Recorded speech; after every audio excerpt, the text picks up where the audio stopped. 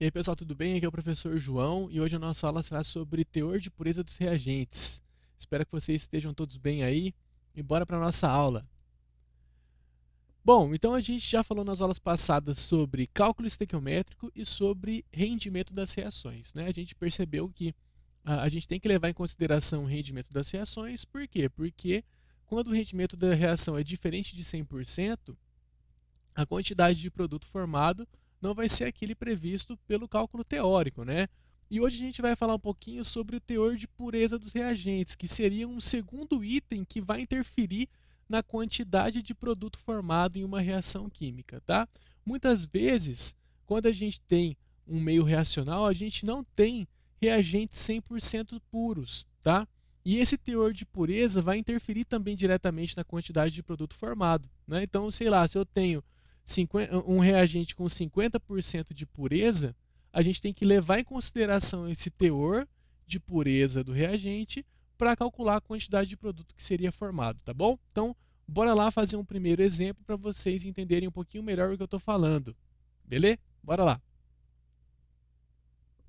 Bom, então esse primeiro exemplo aqui nós temos uma amostra de 300 gramas de magnésio com 80% de pureza reagindo com oxigênio. E essa reação produz óxido de magnésio, tá? Determine a massa de óxido de magnésio produzida. Nós temos ali também as massas molares, tanto de magnésio como de óxido de magnésio. Então, 24 e 40 gramas, respectivamente, né? Então, o que a gente tem que levar em consideração aqui? Que a amostra ela tem 300 gramas. Só que ela não é 100% pura, ela tem uma teor de pureza de 80%. Né? Então a gente vai ter que multiplicar essa quantidade aqui por 0,8 para começar o nosso cálculo estequiométrico. Né? E aí a gente vai seguir todos aqueles passos que a gente já está acostumado a seguir para fazer um cálculo estequiométrico. Né? Primeiro, vai identificar qual a relação que a gente vai fazer, quem são os componentes da reação que a gente vai ter que relacionar, quais as unidades que a gente vai ter que converter e depois finalmente fazer o cálculo, né? Então, bora lá. Então, aqui a gente está relacionando quem? O magnésio com o óxido de magnésio, aqui o Mg com o MgO. Né? Então, aqui eu tenho 2 mols de magnésio para 2 mols de óxido de magnésio. Ou seja, eu posso simplificar isso aqui para de 1 para 1, né? Se 2 produz 2, 1 produz 1. Né? Eu posso fazer essa simplificação aqui. E a unidade que eu estou trabalhando aqui é a unidade de massa. Percebam, aqui eu estou falando de gramas de magnésio, que é uma unidade de massa, e o exercício pede para determinar a massa. Então, aqui eu vou ter que converter para massa e aqui também. Vamos lá fazer então essa relação? Bora! Então é o seguinte, primeiro passo, fazer a relação. Eu tenho 2 mols de magnésio para 2 mols de óxido de magnésio. Só que como o exercício trata de unidades de massa, eu vou ter que converter esses 2 mols para massa e esses 2 mols para massa. Para simplificar, eu não vou fazer 2 para 2, eu vou fazer 1 para 1, né? Porque a relação vai dar a mesma, né? Então, eu tenho aqui que 24 gramas produz 40 gramas de óxido de magnésio. Só que o exercício quer saber a quantidade de óxido de magnésio formada quando eu tenho uma amostra de 300 gramas com 80% de pureza. Então, o que eu vou ter que fazer? 300 vezes 0,8, que é 240 gramas de magnésio produzindo X. Então, eu não vou usar o 300, eu vou utilizar 80% desses 300, que é 240. Então, multipliquei por 10 aqui. Aqui eu também vou multiplicar por 10, ou seja, eu tenho 400 gramas de óxido de magnésio formado.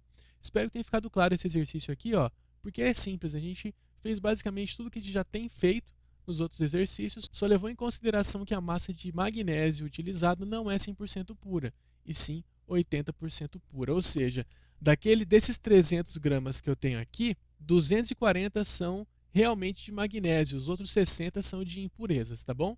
Então eu vou ter que utilizar somente a massa de magnésio no meu cálculo. A impureza eu vou deixar para lá. Ok? Bora para o segundo exercício. Bom, então esse exercício 2 aqui, nós temos que calcular o teor de pureza. Então, no primeiro exercício, ele já passou o teor de pureza e a gente só utilizou no cálculo estequiométrico. Agora a gente vai ter que encontrar esse teor de pureza, beleza? Então, bora lá. Olha só o que o exercício fala. A decomposição térmica de 1,5 kg de CaCO3 produziu 224 litros de CO2. Considerando que a reação apresenta um rendimento de 100%, calcule o teor de pureza de carbonato de cálcio. Então aqui eu tenho o CaCO3 formando o CaO mais o CO2, né? O carbonato de cálcio formando o óxido de cálcio mais gás carbônico. Então, o que a gente vai ter que fazer aqui? A gente vai ter que, na realidade, verificar o teor de pureza desse carbonato de cálcio aqui, que a gente quer saber quanto desse 1,5 kg é realmente carbonato de cálcio, tá bom? Então, por isso, a gente vai precisar verificar qual a quantidade de carbonato de cálcio que é necessária para produzir 224 litros, certo? Então, vamos lá. Ó, minha relação estequiométrica é 1 mol de carbonato de cálcio para 1 mol de CO2, né? Só que aqui eu vou ter que converter esse 1 mol para massa e esse 1 mol para volume na CNTP.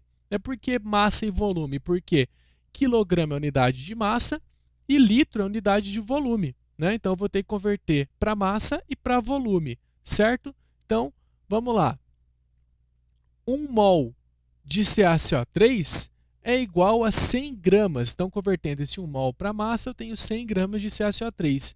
E 1 mol de CO2 na CNTP é igual a 22,4 litros. Só que aqui nós tivemos a produção de 224 litros, né? Então, 224 litros precisaria de uma massa igual a X de CaCO3, certo? Ou seja, a massa de CaCO3 necessária para produzir 224 litros de CO2 é igual a 1.000 gramas, né? Só que a gente viu lá no enunciado que a massa utilizada para essa reação química aqui não foi 1.000 gramas, foi 1,5 kg, que é igual a 1.500 gramas, né? Então, para calcular o teor de pureza, eu vou ter que fazer o quê? Dividir a massa real, que é a massa que eu encontrei agora no meu cálculo estequiométrico, pela massa total, que seria a massa total da amostra. Então, eu precisei aqui de 1.000 gramas para produzir 224 litros, só que eu tinha 1.500 gramas, né? Então, a massa real foi que encontrei, a massa total foi que o exercício passou. Então, 1.000 dividido por 1.500 é 0,67, que é igual a 67%. Então, 67% daquela amostra utilizada no início do exercício era realmente de CaCO3, beleza? Galera, espero que vocês... voltei aqui, ó, a tela inteira. Pessoal, espero que vocês tenham compreendido a nossa aula, tá bom?